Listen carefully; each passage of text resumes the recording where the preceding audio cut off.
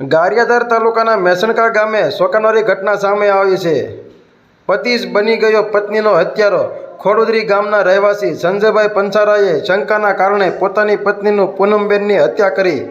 આ આરોપીને પોલીસ ઝડપી કાર્યવાહી કરીને જેલ હવાલે કર્યો।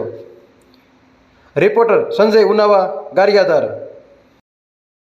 મંજુબેન છે ત્યાં અમારા મોહાળે આવી હતી એને દારૂ પીપીને ખ્યાલ ન્યાય એટલા કરતો અમે ન હોય તો અમારા ઘરમાંથી અમે એને દેતા જીક્યાળી ભાગ્યું રાખ્યું હતું। દારૂ પીપીને મારે ઢવડે। આ બેન તમારે શું થાય બેન? એ મારા કાકાની દીકરી બેન છે। તો આને શું કરવામાં આવ્યું છે? અહીંયાને મારી જ નાખી છે। અમને દેખાડું એ એવું ત્યાં અમે નજરે જોયું હતું એટલે અમને એટલું દેખાડું કે આજે એને મારી જ નાખી।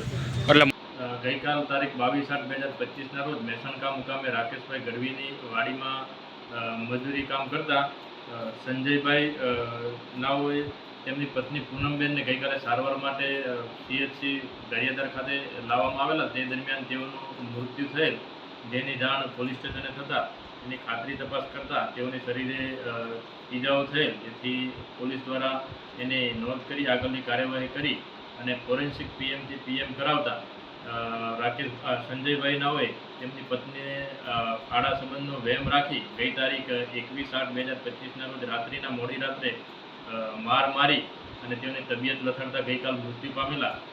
જેથી આજરોજ તેઓના મરણ જનાર પૂનમબેનના ભાઈ જે છે લાલજીભાઈ ભીમજીભાઈ દેવલણિયા, તેઓએ ફરિયાદ આપતા BNSની કલમ 103(1) અને DPA કલમ 135 મુજબ હત્યાનો ગુનો નોંધી અને આગળની તપાસ હાથ ધરવામાં આવેલ છે અને આરોપીને હસ્તગત કરી લેવામાં આવેલ છે।